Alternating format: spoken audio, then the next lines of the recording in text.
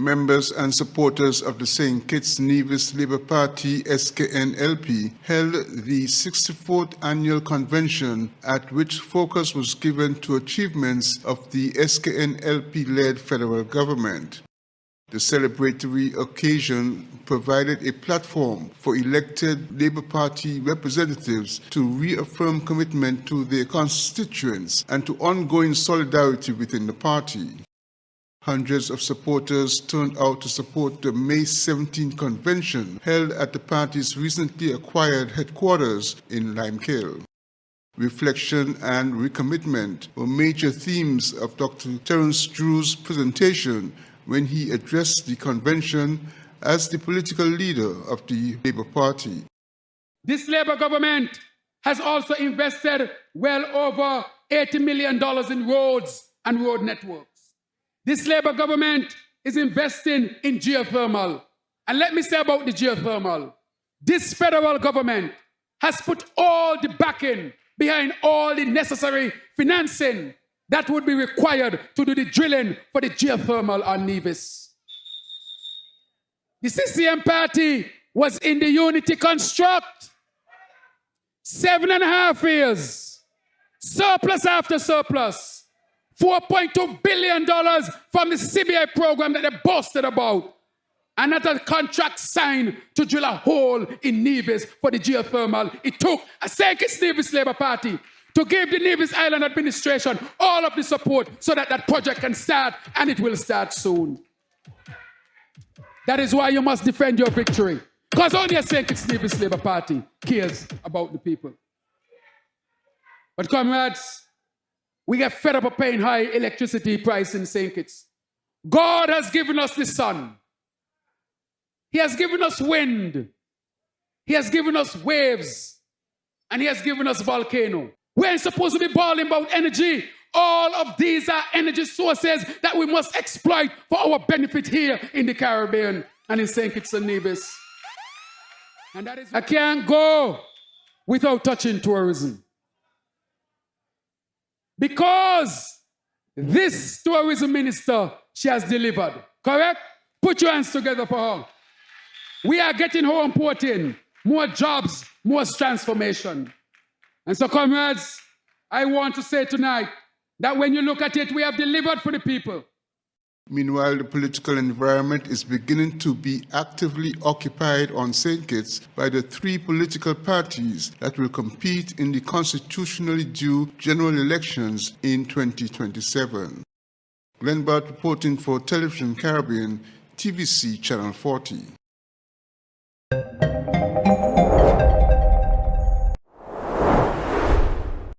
Cuba's government appears to be disputing a report it poses a drone threat against the U.S. Axios yesterday reported Cuba has acquired more than 300 military drones. According to that outlet, Havana is discussing plans to launch an attack on the U.S. military base in Guantanamo Bay. After that was released, Cuba's foreign minister accused the U.S. of building a fraudulent case to justify sanctions and potential military action. We should note the foreign minister did not directly reference the Axios report we just discussed. But Mark Caputo can tell us what's going on. He's the Axios White House correspondent behind that reporting. He's also a CBS News contributor. Mark, good morning. Thanks for being with us. Tell us about what you found regarding drones, and what do you make of Cuba's statement on potential military action that came out a short time after your reporting? Well, first off, Cuba's not denying it has drones. The United States intelligence agencies say it has as many as 300 or acquired them since 2023 or so, midway through Biden's last term or Biden's only term. As for what the intelligence agencies say they found is that after the toppling of Nicolas Maduro and the rapprochement between the United States and Venezuela, the U.S. began learning about the drone program, the drone acquisitions of Cuba. They say, as I said, it's about 300. They don't have exact numbers. They say these are stashed throughout the country, and that Cuba has looked in recent weeks to acquire more, mainly from Russia. These are from Russia and China. In these discussions that the United States says it has overheard or intercepted, the Cubans have talked about various targets to use, mainly in case there is a U.S. invasion, which is an understandable concern of Cuba is because the United States posture has become increasingly hostile toward the island. Now, President Trump hasn't ruled out invading the island, nor has he ruled it in. Those are part of active discussions. But what's pretty clear right now is the United States is sending a message to Cuba saying, we know that you have these capabilities. We know that you've discussed hitting these targets for one reason or another. And so therefore, it's sort of time to make a deal. The United States has been trying to get Cuba to have a free country, free elections, free political prisoners, the right for labor to organize, and also land that had been seized by the revolution to be returned to U.S. businesses and U.S. companies since basically 1959. And the Cuban government has refused. So what's different now over these years is that Cuba's economy is in shambles. It's in really rough shape. And it doesn't look as if the Trump administration has any intention of backing off. Right. We know they've had fuel shortages, which have led to long-term blackouts there. And in the background of all this, sources tell CBS News the U.S. is trying to indict Cuba's former president, Raul Castro. Is the U.S., I guess, perhaps doing that in a way to have leverage in these negotiations? That's a great question. It's clear that the United States is doing this to put more pressure on the regime. Now, whether it works or not is another matter. Raul Castro was, 92 or so? I should know his exact age, and so I apologize for having forgotten at the moment. And this would be for a crime, an alleged crime that happened in 1996. That was the shooting down of 2 rescue aid planes from a group called Brothers to the Rescue that were based in Miami that were dropping supplies to rafters who were fleeing Cuba after the last period where Cuba's economy really started to spiral down in the mid-90s after the collapse of the Soviet Union when it lost its patron state in Russia. Since then, the Cuban government had sort of recovered by establishing close ties with Venezuela, which was supplying it with oil. Some of that oil Cuba used for free, the other oil it sold on the market. But now that's gone as well. So in the meantime, the Trump administration and Marco Rubio, the Secretary of State, have opened high-level talks with Cuba's leaders, including the grandson of Raul Castro, Raulito Castro. How this indictment, if it is handed down, it looks like it's going to be Wednesday, will affect those talks or the ability to sort of effectuate change is a big open question. It does look as if the United States is probably less interested in believing that it can force a deal or deal makers to come to the table than it is just increasing pressure and increasing pressure and increasing pressure. Well, Raul Castro, you were close. He's 94, and he's got his 95th birthday 2 weeks from Wednesday. So he is up there. Mark, we appreciate your insight, though. Thanks for bringing your reporting to us.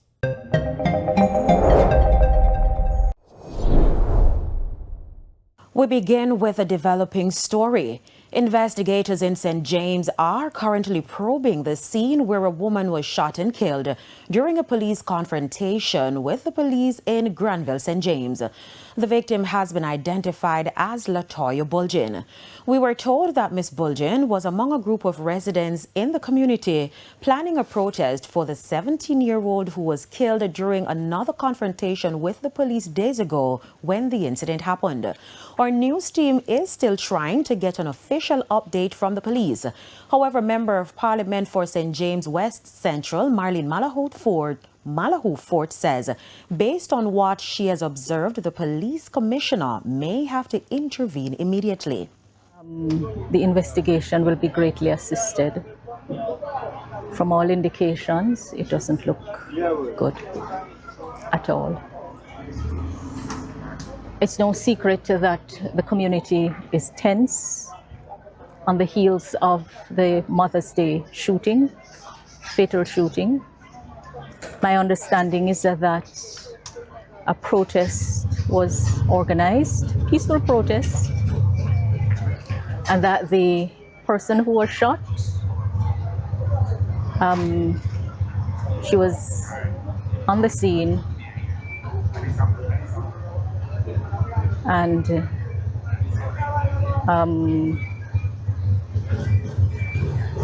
let me tell you, I don't like it at all. I don't like it at all. I don't like what the people are saying, what they're saying about policing. TVJ News also spoke with one of the relatives of Miss Bulgin. I'm a cousin, you know. Your cousin killed? I pay idiot thing I go on, man. Pay idiot thing I go on, daddy. You know, right? What she could have do, you know? See if I not the show.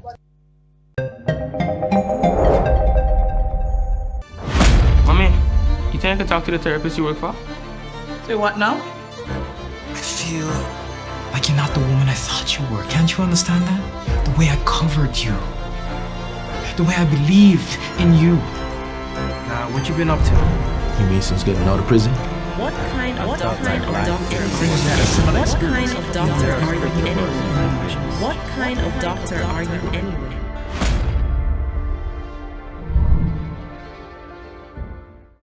Coming to Caribbean Cinemas St. Kitts, May 30th and 31st at 7 p.m.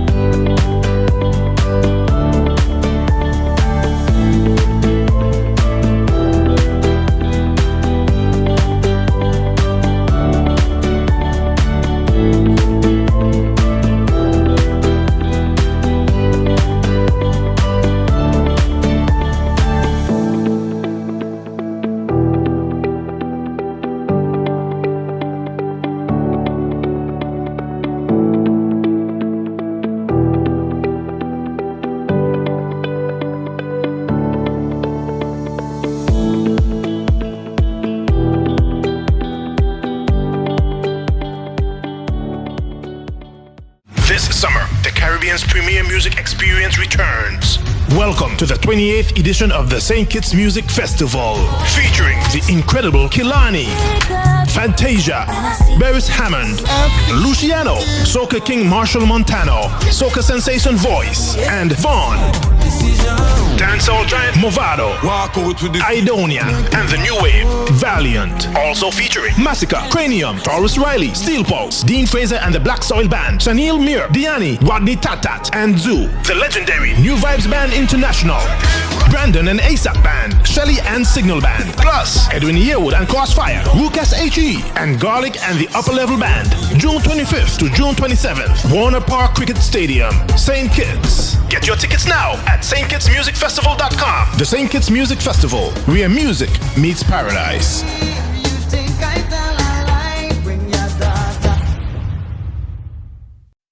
Welcome to Channel Links, your most reliable shipping agent. Shopping online sometimes can be challenging, especially when trying to get the best deals from China. But with Channel Links, they make it easy and simple for you, the shopper. With agents working with them for over 20 years, Channel Links offers the best in supplier screening to ensure background checks are done on online merchants, so you know you're shopping with genuine sellers. They handle freight forwarding. No cargo is too big or small for their shipping services, shipping from their warehouses in China directly to your final destination. And get this, they offer door-to-door and port-to-port services as well.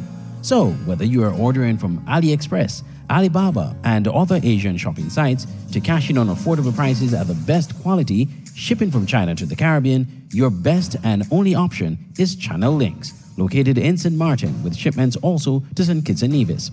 For more information, call or WhatsApp 1721-554-4802, 1721-526-4766, 1721-581-6968, or 1721-580-4834.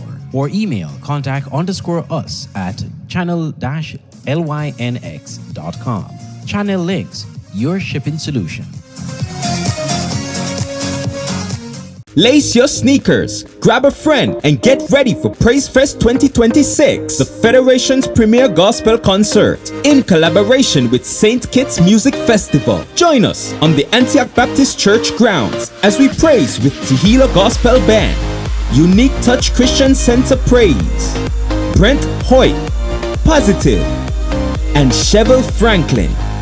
Earthen Vessels will start it off with praise and worship. This all goes down June 21st, 2026, starting at 5:30 p.m. on the Antioch Baptist Church grounds. Secure your tickets at Sister Beverly on 4th Street, Westside Service Center, The Cable, Island Flavors, Charlestown, Nevis, or any member of the Antioch Baptist Church. Or you can go online at www.antiochbaptistskn.org. Islander Water Taxis providing $40 round trip from Nevis to St. Kitts. Be first in line for an unforgettable evening.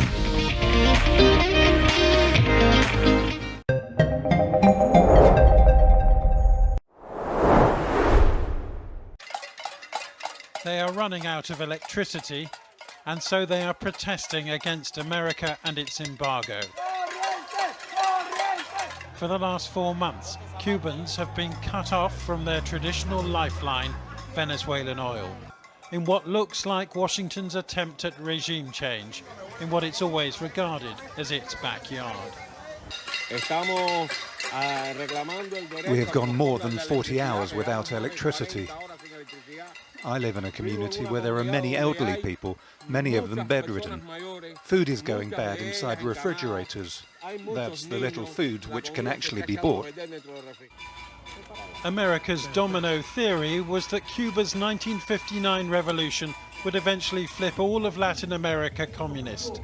But now Donald Trump, who was flying back from China on Friday, is trying to flip Cuba capitalism's way instead. You talk about a declining country. They are really a nation or a country in decline. So we're going to see. We have a lot to talk about on Cuba, but not maybe for today.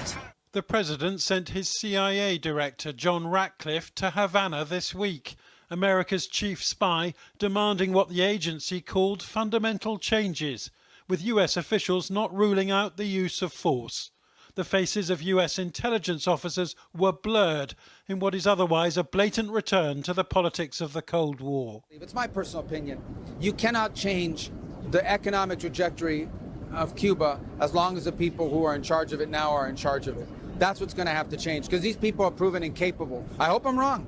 We'll give them a chance.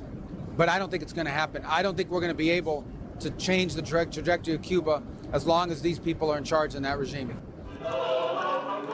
Raul Castro still dresses like a Cuban revolutionary, even though he's about to turn 95 next month. The Americans are talking to his bodyguard, wearing blue in the middle here. That's also Raul, Castro's grandson. But prosecutors in Florida are also threatening to indict the old man to face trial in the United States, as they did before capturing Venezuela's president earlier this year. The message to the Cubans is very clear that a similar situation could arise with Raul Castro being under indictment and potentially extradited. So the message to the Cubans is clear. The pressure is on. A timeline's been delivered. Now it's going to be up to the Cubans as to whether or not they comply. It seems unlikely that US Special Forces really would mount an operation to capture a frail 95-year-old. But what is becoming clearer is that Cuba could well be living on borrowed time. The Americans are not demanding this Caribbean island transition to democracy. But these departing CIA officers are tasked with changing Cuba's leadership to open it up to American companies, and giving President Trump, their boss, the kind of geopolitical success which Iran has so far denied him.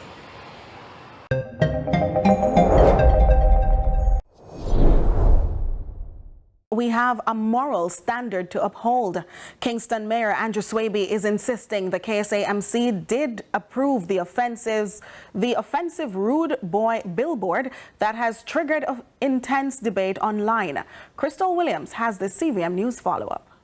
This is the sign which has generated widespread discussion online. Many have criticized the Rude Boy original drink billboard as highly offensive, as it displays a drink bottle between what appeared to be the legs of a woman wearing fishnet stockings. It has since been removed. But why was such a purportedly offensive billboard allowed to be erected in the first place? Andrew Swaby is mayor of Kingston.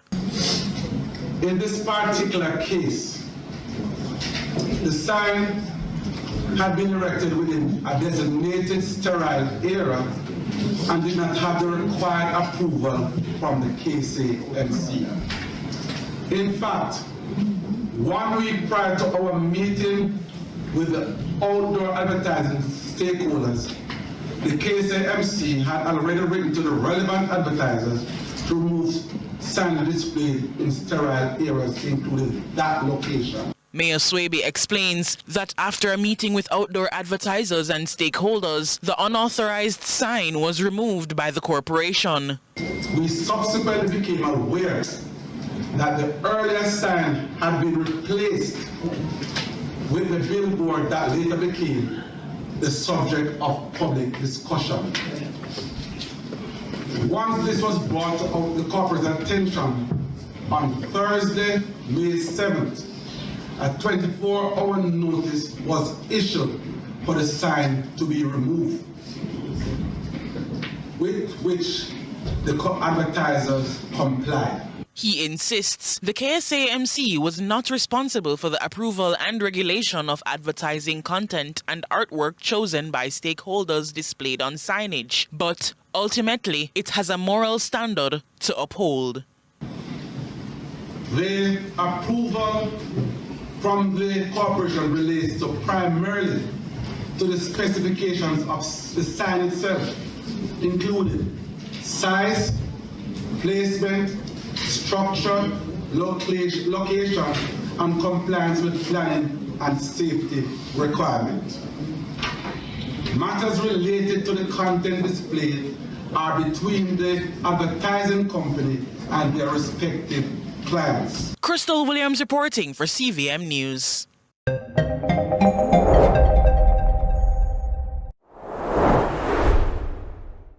Caribbean tourism leaders used a regional dinner in Antigua Thursday night to praise the country's growing role as a host for major tourism events. Barbados Tourism Minister Ian Gooding-Etchell thanked Antigua and Barbuda for staging the Caribbean travel marketplace for a second consecutive year, commending the warmth and hospitality shown to regional delegates. For all the work that went into staging not only the ministers' meeting that we had yesterday, but the entire CHTA marketplace. Second consecutive year, but I want to say on behalf of all of us that we thoroughly enjoyed not only Antigua, we enjoyed your hospitality, we enjoyed the friendliness of your people. He heaped personal praise on Tourism Minister Charles Fernandez and his team for their work in the tourism industry. It is remarkable. You continue to be in your very quiet disposition, a minister who continues to work very hard, not only on behalf of the government, but on behalf of the people of Antigua. And as I move around Antigua, I can see all the development that is happening. Jamaica's Tourism Minister Edmund Bartlett also applauded the execution of the event, saying Antigua and Barbuda had delivered beyond expectations. But I want to thank Minister Max and the Antigua-Barbuda team for what I regard as being an outstanding hosting of the 44th edition of Caribbean Marketplace. Thank you. I'm not sure what I was expecting when I left Jamaica to come, but I can say, Minister, whatever I expected has been exceeded far beyond what I thought was possible. Bartlett said the success of the event reflected a deeper level of regional cooperation and showed what Caribbean countries can achieve through tourism partnerships. What this tells me is a confluence of purpose that is defining the Caribbean. And that what we in tourism is really doing is solidifying the bonds of partnership and friendship in the Caribbean space. And to our hosts, we thank you so much for accommodating us for the second year running. So it says that if you did it once, twice was even better. So we thank you so much for that. Thank you. Alicia George for ABS News. Mommy, you think I can talk to the therapist you work for? Say what now? I feel like you're not the woman I thought you were. Can't you understand that? The way I covered you. The way I believed in you. Now, what you been up to? You mean since getting out of prison? What kind of doctor are you anyway? What kind of doctor are you anyway?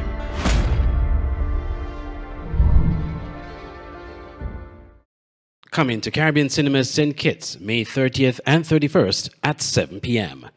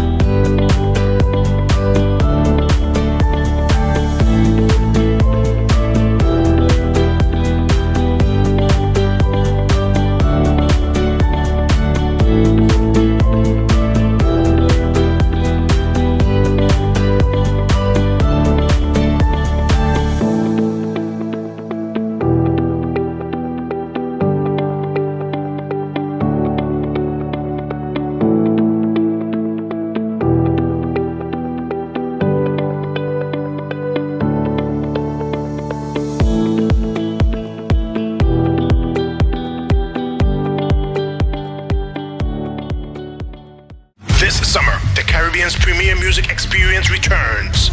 Welcome to the 28th edition of the St. Kitts Music Festival, featuring the incredible Kilani, Fantasia, Beres Hammond, Luciano, Soca King Marshall Montano, Soca Sensation Voice, and Vaughn.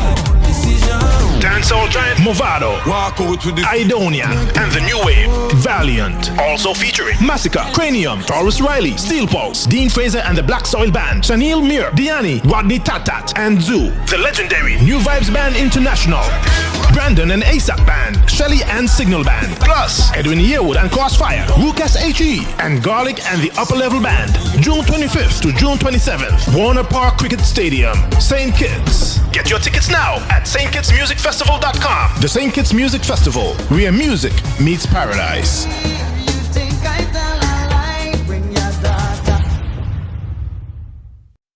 Welcome to Channel Links, your most reliable shipping agent. Shopping online sometimes can be challenging, especially when trying to get the best deals from China. But with Channel Links, they make it easy and simple for you, the shopper. With agents working with them for over 20 years, Channel Links offers the best in supplier screening to ensure background checks are done on online merchants, so you know you're shopping with genuine sellers. They handle freight forwarding. No cargo is too big or small for their shipping services, shipping from their warehouses in China directly to your final destination. And get this, they offer door-to-door and port-to-port services as well. So, whether you are ordering from AliExpress, Alibaba, and other Asian shopping sites to cash in on affordable prices at the best quality, shipping from China to the Caribbean, your best and only option is Channel Links, located in St. Martin, with shipments also to St. Kitts and Nevis. For more information, call or WhatsApp 1721-554-4802, 1721-526-4766, 1721-581-6968, or 1721-580-4834. Or email contact_us at channel-lynx.com. Channel Links, your shipping solution.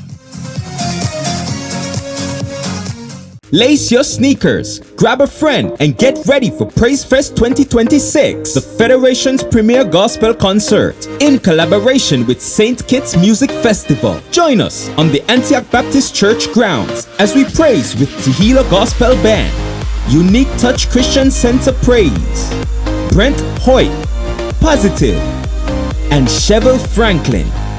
Earthen Vessels will start it off with praise and worship. This all goes down June 21st, 2026, starting at 5:30 p.m. on the Antioch Baptist Church grounds. Secure your tickets at Sister Beverly on 4th Street, Westside Service Center, The Cable, Island Flavors, Charlestown, Nevis, or any member of the Antioch Baptist Church. Or you can go online at www.antiochbaptistskn.org. Islander Water Taxis providing $40 round trip from Nevis to St. Kitts. Be first in line for an unforgettable evening.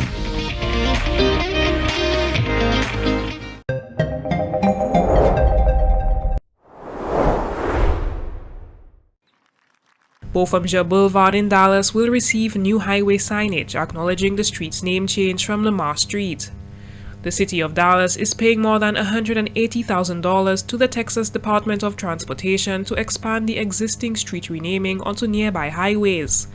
This agreement will fund the installation of 13 highway signs marking exits along Interstate 45, State Highway 310, and U.S. 175.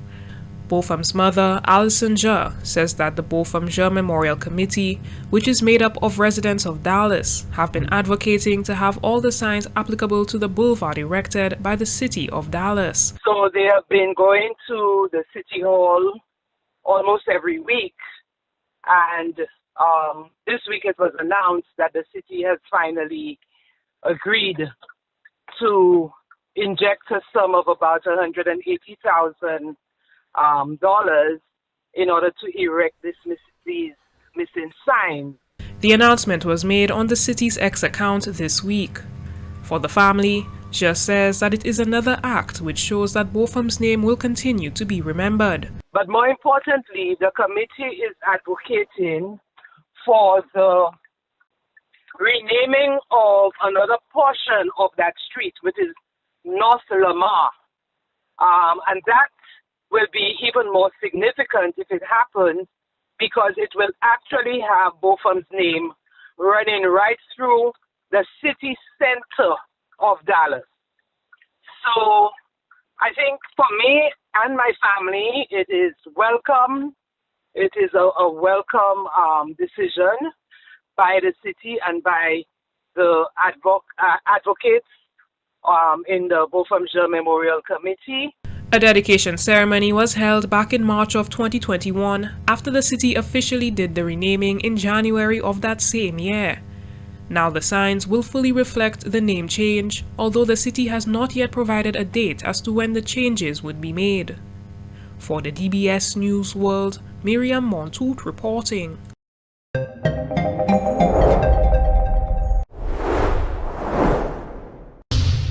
According to the final report released by the Carter Center, after the We Invest in Nationhood wins list of candidates was approved in July 2025, 3 local commercial banks reportedly closed the personal account of several candidates, party members, and associates.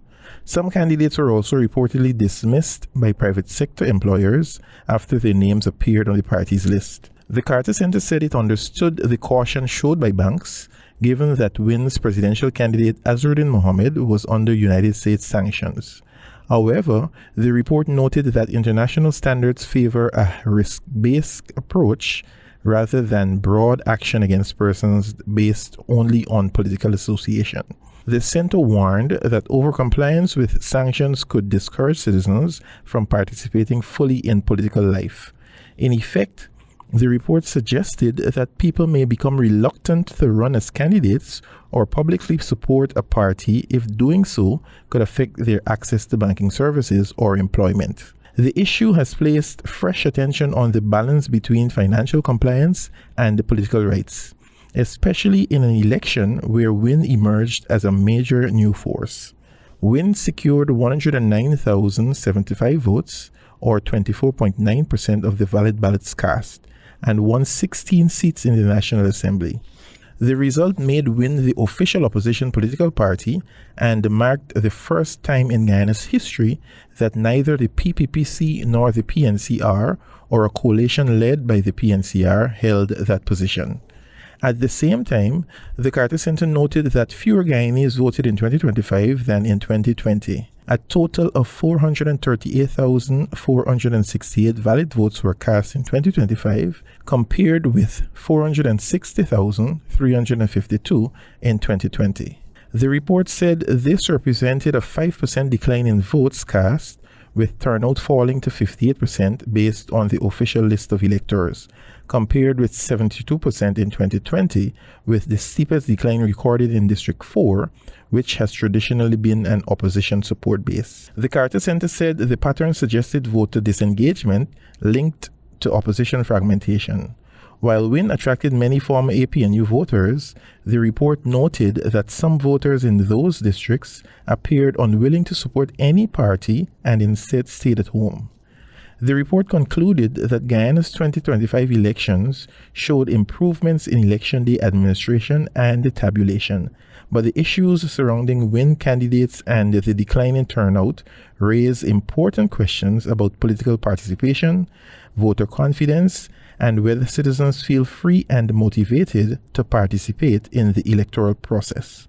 Marvin Cato, reporting for HGP Nightly News.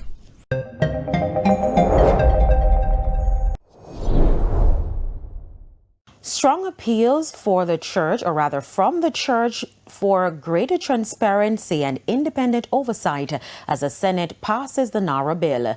There are also calls for clarity amidst the recent Auditor General report, which showed that the government has only spent less than 2% of cash donations for Hurricane Melissa victims. Kelisha Williams reports. It was the 85th anniversary celebration for the Webster United Church in St. Andrew, a morning marked by dance, music, and thanksgiving. However, the sermon took a different note.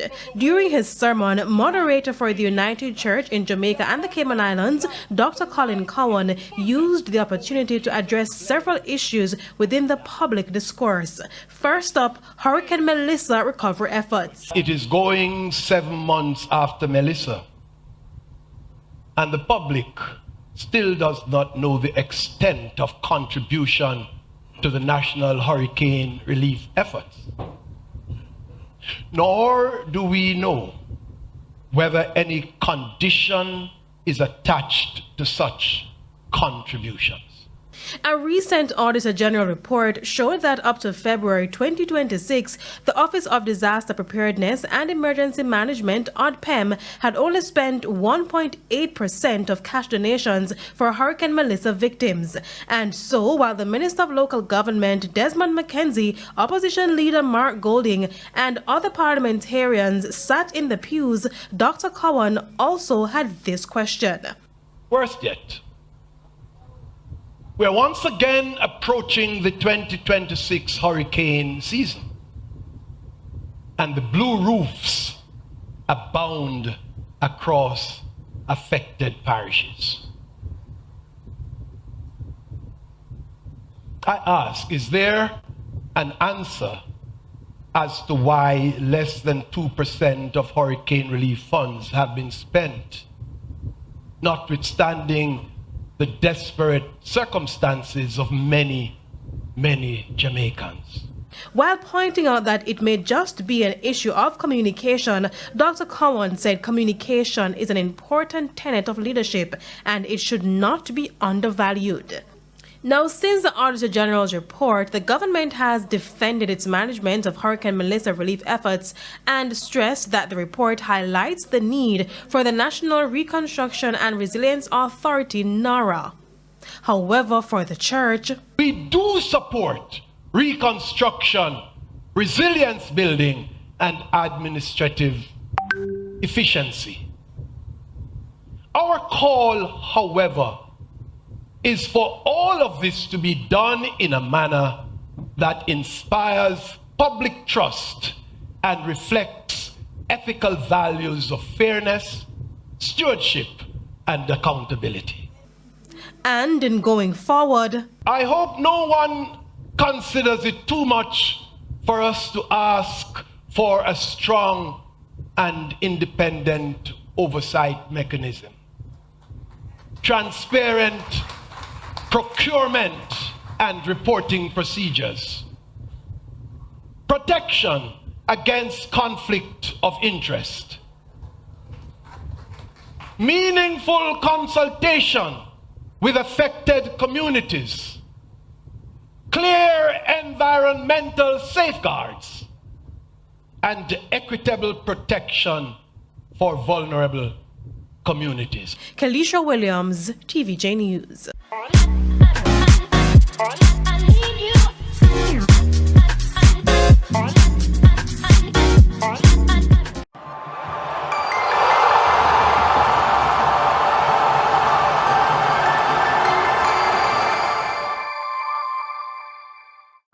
MFCR Old Road United Jets are the 2025-2026 National Bank Group SKNFA Premier League champions, making history in the process as the Invincibles after completing the entire season unbeaten, the first team in the Premier League era to achieve that feat in St. Kitts and Nevis football.